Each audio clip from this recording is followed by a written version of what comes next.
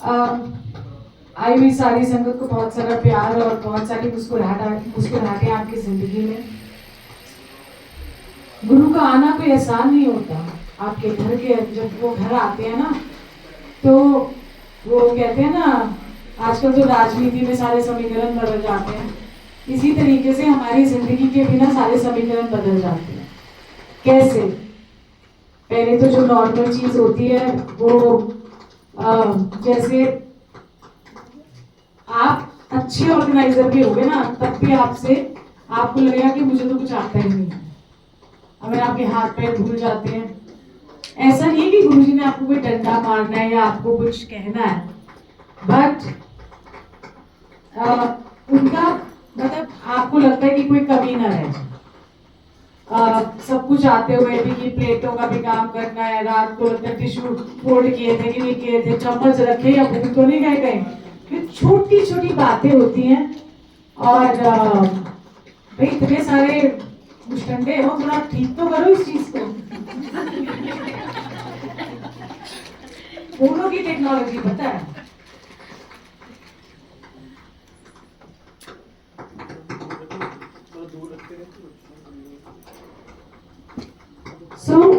हमारी जो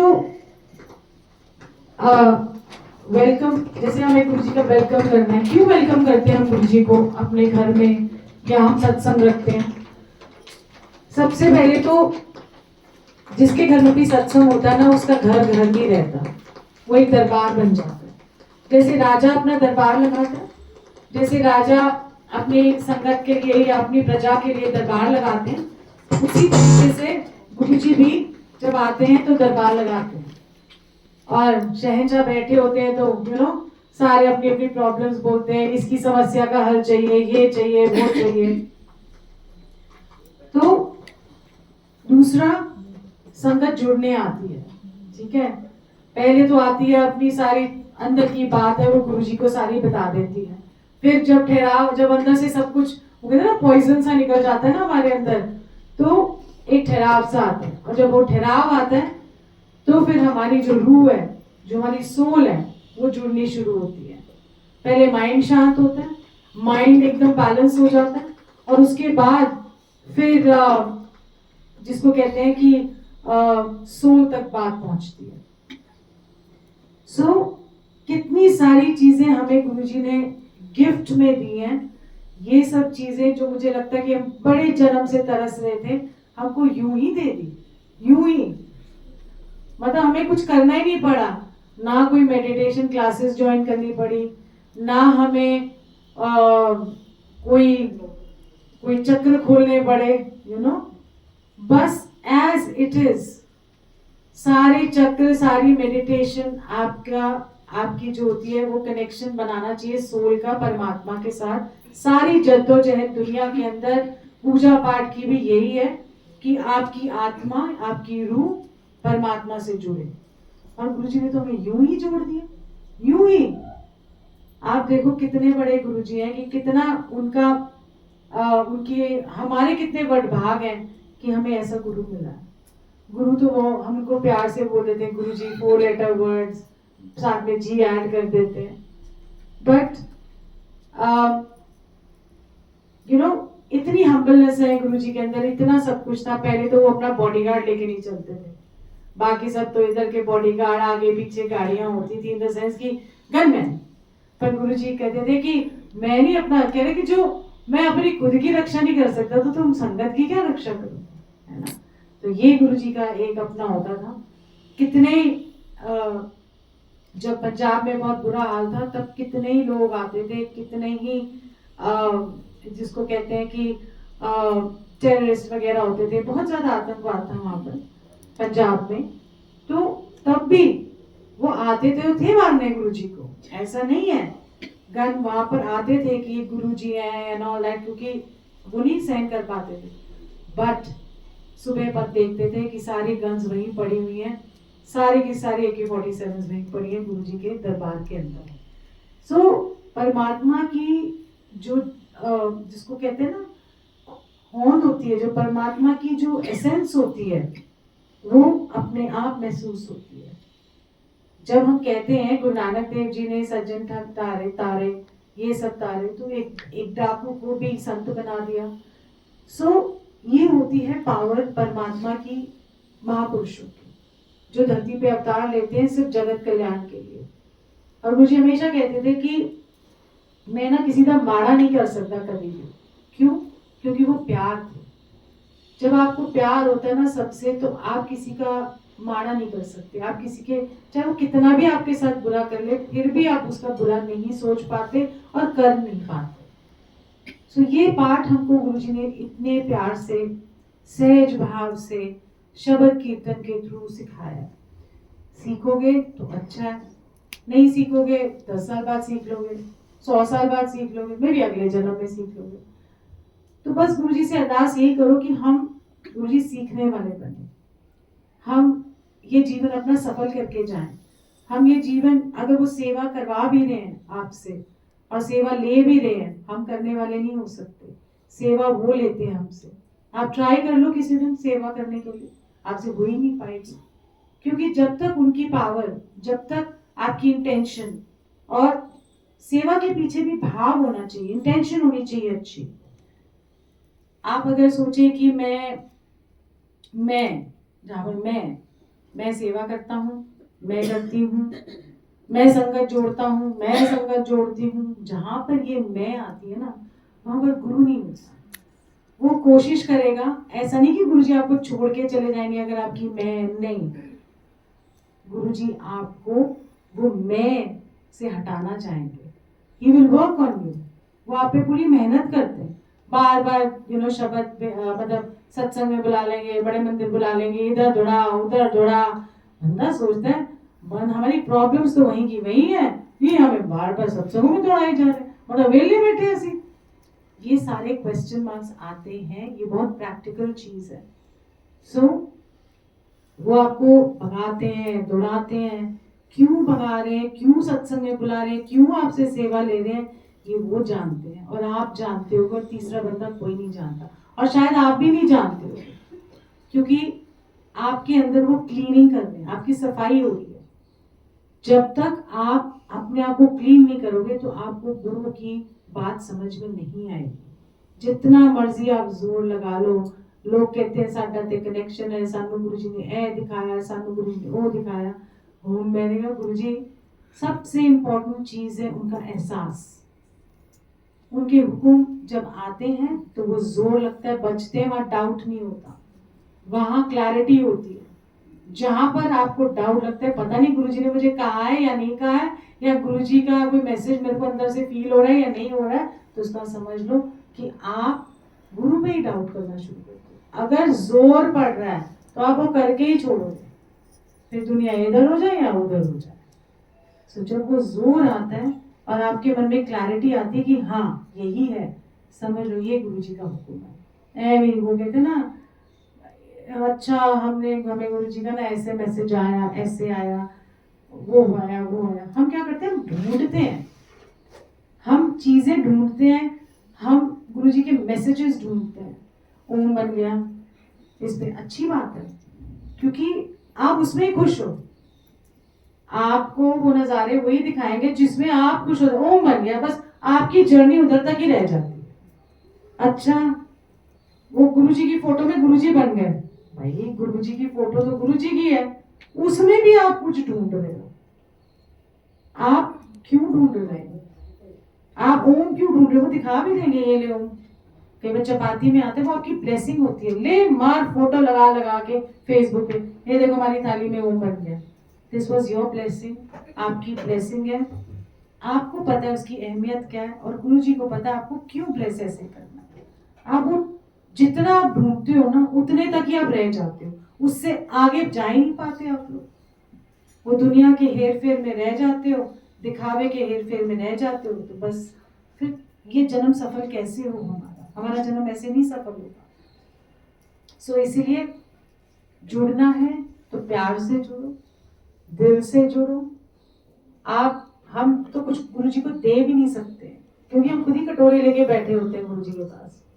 सब अंदर वाले कटोरे लेके बैठे होते हैं, ऐसे नहीं कि दे दाता दे दाता। अल्लाह के नाम पे दे दाता, वैसा वाला कटोरा नहीं होता, ये अंदर वाला कटोरा होता है। क्या आपको लगता है कि और गुरु जी आपकी हर कमी पूरी भी करते हैं? ऐसा नहीं है कि वो नहीं देते, वो उनकी टाइमिंग उनकी होती है। जब उनको जो चीज राइट टाइम पे उनको करनी है तभी करेंगे। आप नाक रगड़ लो, एड़ियां घिस जाए, कुछ भी हो, पर उनको माँ बाप को पता है कि इस बच्चे को ये देना है या नहीं देना। आप 1 साल के बच्चे को, 2 साल के बच्चे को मोबाइल पकड़ा देते हो। आजकल माँ बाप भी पुट्ठे ही हैं सारे। 1-2 साल के बच्चे को अपना पीछा छुड़ाने के लिए, सच बता रही हूँ, अपने टाइम बिताने के लिए उनको मोबाइल पकड़ा देते हैं, है ना। तो हम हमारे जो जिसको कहते हैं कि मोबाइल पकड़ा देंगे, जब वो मोबाइल पकड़ा देते हैं उनको, तो आप खुद ही गलत कर रहे हो as a father and mother. और फिर जब वो एक एज का आता है वो मोबाइल छोड़ता नहीं है, फिर आप उसको डांटते हो, फटकारते हो, ठीक है ना। सो आप खुद ही ऐसे काम करते हैं और फिर खुद ही पछताते हो। और गुरु आपको समझाता है, इट्स जस्ट एन एग्जाम्पल, कि हमको मालूम होता है कि आज मैंने इसको कुछ बोल दिया, या इसने मुझे कुछ बोल दिया, या मैंने ये काम नहीं कर पाई, या उसने ये काम नहीं किया, तो हमको पता होता है। सबसे पहले एक्सपेक्टेशंस छोड़ो, किसी से कुछ एक्सपेक्ट नहीं करना, कुछ भी नहीं एक्सपेक्टेशन रखनी, नंबर 1। नंबर 2, मोह नहीं रखना किसी का, डिटैच्ड रहना। हम सब यहाँ इकट्ठे होते हैं, हम बड़ा प्यार है हमारे अंदर, पर ऐसे मोह की तरफ पागल नहीं हो पड़े होते। हम मिलते हैं, प्यार होना चाहिए, और प्यार ऐसा होना चाहिए कि अपना दिल बचा के रखो, कोई आपका दिल ना दुखा पाए, नंबर 1। सो जिस दिल के अंदर आपने गुरु को बिठाना है, उस दिल को साफ करना होगा। हर अटैचमेंट से साफ करना होगा, हर जेलसी से साफ करना होगा, हर वो चीज जो आपको तंग करे उसको अंदर से डिटैच कर देना।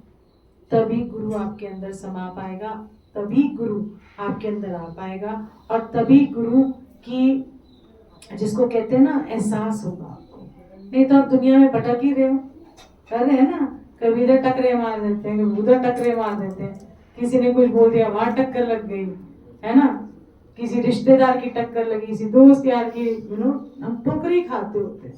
पर गुरु जी ने हमको देखो कितना सुंदर एक परिवार दिया है, जहां पर हम एक दूसरे से कोई एक्सपेक्टेशन नहीं है, हमारी कोई भी नहीं, कोई एक्सपेक्टेशन नहीं है। हम आते हैं, बानी से जुड़ते हैं, हंसते हैं, खेलते हैं, और अपने घर क्या लेके जाते हैं? पॉजिटिविटी लेके जाते हैं, और बहुत कुछ सीख के जाते हैं कि जो जो हमारे अंदर कमी है, गुरुजी धीरे धीरे करके उसको जिसको कहते हैं ना,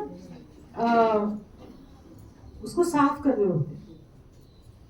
ऐसे ही मैं सत्संग करती हूँ छोटा सा गुरुजी के टाइम पे। क्या होता है जेलसी के ऊपर, क्या होता था कि जब गुरुजी के पास, जब गुरुजी ने उनको बुलाया और जाना शुरू किया, तो मेरे को नहीं पता था कि, मुझे नहीं पता कौन कौन है, पर मुझे जैसे गुरुजी से इश्क हो गया, तो मुझे गुरुजी के अलावा कुछ नजर नहीं आता। और मैं उनकी जब शब्द कीर्तन चलते मगन, समझ आते नहीं थे, पर जो समझ आने शुरू हो गए तो इतना रस आ गया कि मैं अपनी गुरुजी बैठे हैं सामने, और मैं यहाँ से बैठी हूँ, और संगत आ रही है जा रही है, कोई लेना देना नहीं। ऐसे बहुत दिन तक चलते रहे कि मगन हो गई। और क्या हुआ कि हमारे बहुत पुराने जानकार थे जो मुझे गुरुजी के पहले से जानते थे हम। तो मैं अपना मस्ती में, मेरे ऐसे हाथ झूमे, मेरा कुछ हो, मतलब जो भी उस टाइम पे हो रहा था मुझे नहीं पता, याद नहीं मुझे। तो मुझे कहते थे कि, और कितने हमारे close friends, so called friends, है ना, तो वो कहते हैं ये तो ना नहीं आई है, बहुत ड्रामे करती है, देखना इसका जल्दी पत्ता कटेगा। और जब मुझे ये बात सुनने को मिली, मैं तो बड़ा ही रोई। मैं 3 दिन शावर के नीचे बैठे रो, किसी को पता ना लगे कि मैं रो रही हूँ। मुझे लगा था कि हाय कहीं ये लोग बोल रहे हैं, मुझे पता ही नहीं कि कौन गुरुजी, कैसे गुरुजी, ये क्या होता है कनेक्शन, मुझे नहीं मालूम। और मैं 3 दिन इतना मैं परेशान रही, मैं बड़ा ही रोई। मैं कहा सच में अगर गुरुजी से मेरा कनेक्शन टूट गया तो मैंने मन में सोचा, हाय मैं कितने मैं ड्रामे करती हूँ। फिर गुरु जी ने इतने प्यार से मुझे बात समझाई कि उन्होंने बोला कुछ नहीं, पर एक इशारा दिया मुझे कि तू मेरी है, मैं तेरा हूँ। दुनिया जेलस होए करे, कोई आ जाए, कोई 50 साल से उससे कोई लेना देना नहीं। बात रूह की कनेक्शन की। उसके बाद से तो मैं कभी नहीं, किसी ने जो मर्जी बोले नहीं बोले, सत्संग तुम्हारे किट्टी पार्टी होते जब शुरू में हुए, तुम्हारा ये है तुम्हारा वो है, ऐसे वैसे, और मैं अपना डटी रही, क्योंकि हुक्म है गुरु जी। जो हुक्म बजाता है ना वो डरता नहीं फिर किसी से, वो करता है अपना, जो सेवा उसको दी गई है उसने करनी है, और उनकी प्रोटेक्शन साथ चलती है। सो ये सारी भावनाएं ये आज की नहीं है। आज भी संगत में बहुत जेलसी होती है, बहुत जेलसी है। इसने ज्यादा ये ज्यादा सेवा करता है, ये ऑर्गेनाइजर है ना, उधर भी जेलसी हो जाती है। सो हमारी कोशिश यही रहती है सारों की, जो भी सत्संग करता है, जहां जहां आपको सेवा मिलती है, आपको बोला आसन लगा दो, आसन लगाओ, बस हट जाओ फिर वहां से। आपसे उन्होंने सेवा लेनी थी, हो गई। आप देखोगे कि आपने एक बार आसन लगाया, 10 लोग आपको आसन लगाने के लिए बोलेंगे, आप चौड़े हो जाते हैं। मेरे बिना तो कोई नहीं लगाएगा आसन, मतलब मेरे जैसा आसन तो वो लगाएगा ही नहीं, मेरे जैसी कोई सेवा नहीं करेगा। फिर वो धीरे धीरे मैं आ जाती है, लोग आपको चने के झाड़ पे चढ़ाना शुरू कर देते हैं और आप चढ़ जाते हो, और फिर जब वो गिरते हो फिर आप संगत को ब्लेम करना शुरू कर देते हो, या जिसने आपको चने के झाड़ पे चढ़ाया उसको ब्लेम करना शुरू कर देते हो। सो क्या होता है कि इस दौरान आप सोचो कि कई बार एक साल आपका खराब हो जाता है, क्योंकि आपका कनेक्शन टूटना शुरू हो जाता है गुरु जी से। हमेशा याद रखना, सेवा करते करते कनेक्शन स्ट्रॉन्ग होना चाहिए, टूटना नहीं चाहिए। दुनिया की बातों में आके आपने अपना गुरु से कनेक्शन नहीं तोड़ना, हम्बल होना चाहिए।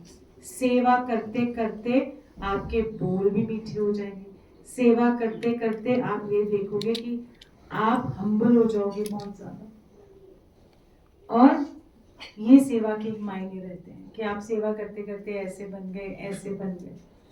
सो ये उन्होंने अपना आपको शब्द के थ्रू सिखा रहे हैं, सीखो, सीख लो। नहीं तो वो कहते हैं ना, एंड तक आपको फिर आपकी कंप्लेन ही नहीं खत्म होगी। जिस दिन असल तरीके से गुरु जी से जुड़ जाओगे ना, उस दिन ना गिला रहेगा, ना शिकवा, ना कंप्लेन, कुछ भी नहीं आपके मन में रहेगा, कुछ भी नहीं, जिंदगी को लेके भी। तो वो होता है कि असली गुरु जी की मेहर कि आपको अंदर से एक जैसा बना दिया। दुख और सुख में आपको आनंद का ही एहसास रहता है, दुख और सुख में उनका ही एहसास रहता है, और आप देखो जीवन ऐसे चल जाएगा मक्खन की तरह। देखो आपके एग्जाम्पल्स भी हैं, जैसे बहुत बड़े सूफी संत हुए, तो मैंने पहले भी एग्जाम्पल दिया। देखो हुक्म मानना, सब कहते हैं हम तो गुरु जी का हुक्म मानते हैं, पर हम में से कोई मान नहीं सकता। अगर आपके जीवन में जो चल रहा होता है ना, वो उनके हुक्म से चल रहा होता है, आपके कर्मों से भी चलता है पर उनके हुक्म से भी चल रहा होता है। पर हम कहते हैं आपने गुरु जी हमारे साथ अच्छा नहीं किया, आपने तो बहुत ही बुरा कर दिया हमारे साथ। तो ये हुक्म मानना नहीं है, कंप्लेन करना। सो ऐसे जब वो कह रहे कि बड़ा जश्न हो रहा था उनके घर में, और उनके बेटे की शादी थी, है ना, बहुत जश्न, सब जगह से शादी हो रही है, शादी हो रही है, ये सहरा बांधो, ये करो। पर जो महापुरुष उनके फादर थे वो बैठ के ना कफन सिल रहे थे। तो वो कहते हैं आपको क्या हो गया? कहते हैं बस ऐसे ऐसे। और वो सोचते हैं कि ये अपने बेटे की शादी है, बैठ के कफन सिल रहे। तो जब उन्होंने बाद में, जब बेटा बारात लेके गया शादी करने या निकाह करने, जो भी होता है, तो उन्होंने यही बोला, पीछे से एक जना बैठा, कहते क्या करें? कहते हैं कि मैं ना अपने बेटे का ही कफन सिल रहा हूँ। क्यों सिल रहा हूँ? क्योंकि मुझे पता है वो शादी करके आएगा, बट दहलीज जैसी बात करेगा उसकी मौत हो जाएगी, तो कफन भी तो किसी ने तैयार करना है, सहरा भी तैयार किया तो कफन भी तैयार करूंगा। तो इसीलिए वो होती है उनकी रजा में राजी रहना।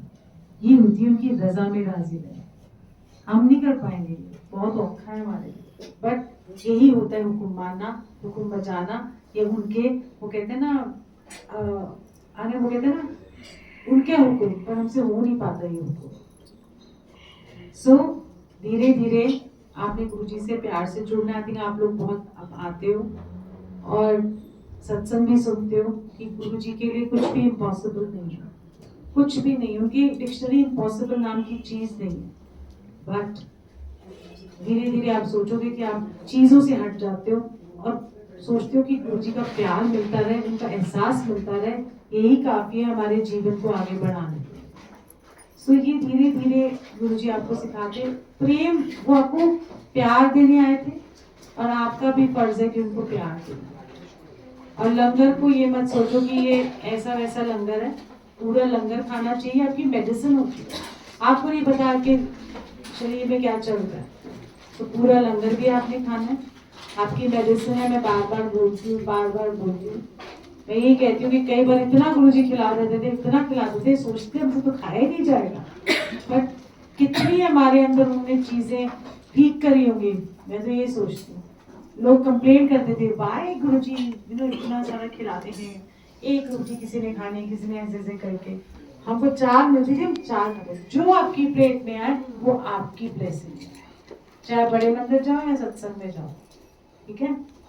और मुझे लगता है कि आज हम जिंदा हैं, आज हम ठीक ठाक हैं, या हमें कोई ऐसी दिक्कत नहीं आती, इट्स बिकॉज कि हम गुरुजी का लंगर एक दवाई समझ के मेंटल, हमारे डिक्शनरी में ना डिप्रेशन नाम के कोई भी वर्ड नहीं है जो गुरुजी की संगत है। ज्यादातर जो भी नए नए आए उनको लगता होगा हम डिप्रेशन में है, फिर धीरे धीरे कहेंगे। मुझे लगता है डिप्रेशन नाम की कोई चीज नहीं है। जो गुरु का हो गया तो समझ लो कि उसकी डिक्शनरी में डिप्रेशन नहीं है। हमें तो डिप्रेशन ही हो गया, क्या होता है? कोई वर्ड नहीं है डिप्रेशन। अंग्रेजों की चीजें आप अपनी लाइफ में ले आए, nothing else. You can feel low, आप थोड़ा सा लो महसूस कर सकते हो, बट डिप्रेशन नाम की कोई चीज नहीं है। अगर आप इसको बोलते रहोगे हर बार कि मुझे डिप्रेशन हो गया, मुझे डिप्रेशन हो गया, तो हो भी जाएगा, क्योंकि आप अपने आप को ही कन्विंस करोगे कि मुझे डिप्रेशन है।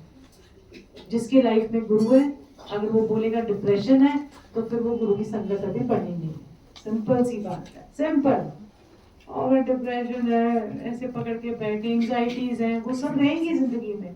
बट जिसके पास गुरु है उसको ना एंजाइटी होगी ना डिप्रेशन होएगा, क्योंकि उसको पता है कि जिसके लिए जो है वैसा ही होगा। आप अपनी दिल की बात कर सकते हो।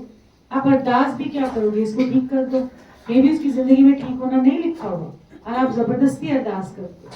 सबको अरदास करनी भी नहीं आती। आप ये बस बोल सकते हो कि गुरुजी इसके लिए जो अच्छा है वही हो।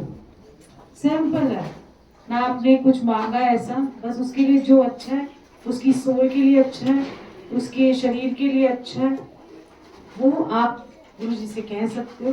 पर आप बोलो गुरुजी इसको ना ठीक कर दो, आपको मेरी कसम, ये लोग कह देते हैं ना, गुरुजी हमारी प्रॉमिस, गॉड प्रॉमिस व्हाटएवर। सुन नहीं, आपने ये आप कई लोग कहते हैं ना अरदास करो, आप अरदास ये करो कि जो इसके लिए अच्छा है, इसके लिए है, वो हो।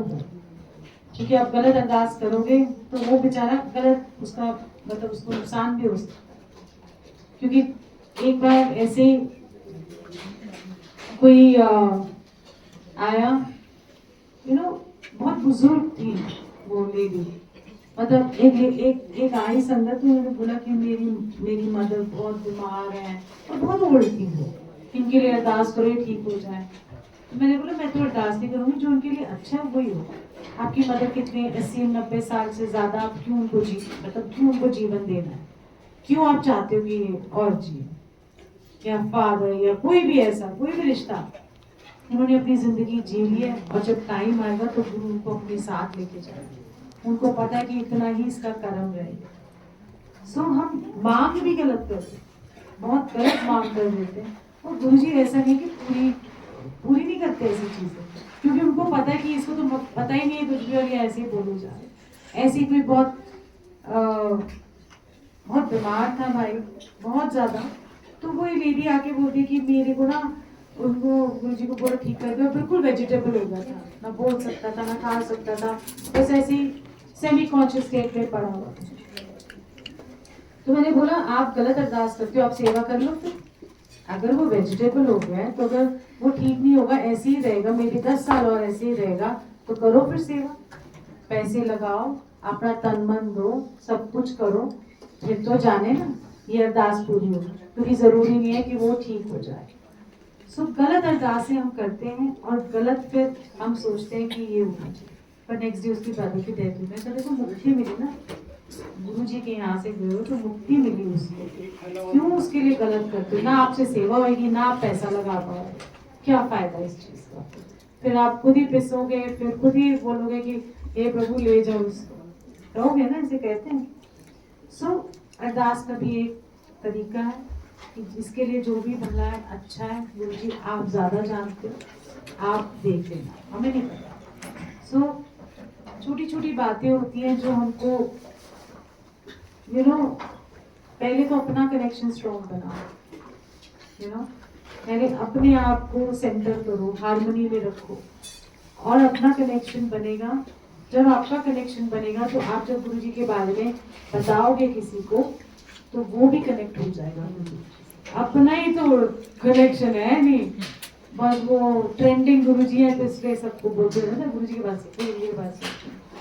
तो पहले अपना कनेक्शन बनाओ, तो जब आप दूसरे को बोलोगे ना तो वो आपका कनेक्शन फील करके बोलेगा कुछ तो बात है इसके गुरु में, चलते हैं, है ना। ऐसा पहले अपने आप को स्ट्रॉन्ग करो, फिर अपने आप, गुरु जी कहते थे पहले तो अपना फेथ स्ट्रॉन्ग करो, फिर ही दूसरों के अंदर फेथ जगा सकते हो, है ना। सो जय गुरु जी ऑन दैट नोट, एंड बहुत सारा प्यार आप सबको। ऐसे ही धीरे धीरे करके सहज भाव से जुड़ो, और सिंपल तरीके से, कि कोई विचोला नहीं है गुरु जी का, कोई भी ऐसा नहीं है कि आपको गुरु जी से कनेक्ट कर पाएगा। आपका कनेक्शन गुरु जी खुद बनाएंगे अपने आप से, और पर अपना दिल दिमाग खोल के रखो, you have to open up your heart and mind.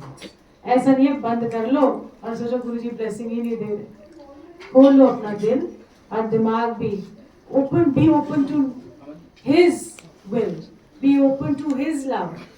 जब तक आप अपने आप को खोलोगे नहीं, शब्द से खुलते हो, सेंटर होते हो, फिर जब आप सत्संग सुनते हो तो आपका जब दिल खुला होता है ना, तो गुरु जी के ब्यूटीफुल वर्ड्स और सब आपके सो आप सबके जीवन में बहुत सारा गुरु जी का प्यार, और आप भी गुरु जी को बहुत सारा प्यार करो, नहीं तो मेरे को पता लग जाएगा कि कौन प्यार करते नहीं करेगा। मजाक कर रही हूँ, बट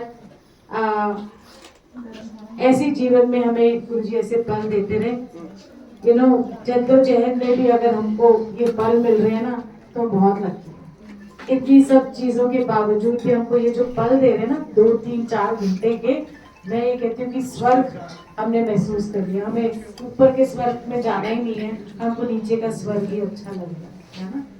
जब आएगा तो देखी जाएगी जो होना होगा, बट उनको थैंक यू, गुरु जी को बहुत सारा थैंक यू कि उन्होंने हमें ये पल दे रहे हैं।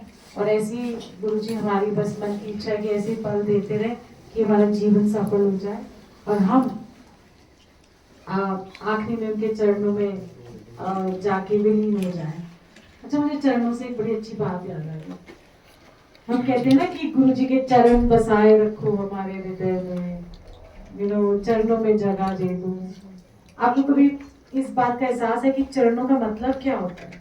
फिजिकल चरण कुछ भी नहीं, बात सिर्फ इतनी है कि जब हम उनको कहते हैं कि हम आपके चरणों में, या आपके चरण हमारे दिल हृदय में बस जाए, या कुछ भी आप कहते हो चरणों में, चरणों का मतलब है आपने अपनी ईगो खत्म करके अपना जब माथा टेकते हो तो मत ही उधर रख देते हो, और फिर चरण, क्योंकि आप किसी के पैर ऐसे ही नहीं छूते।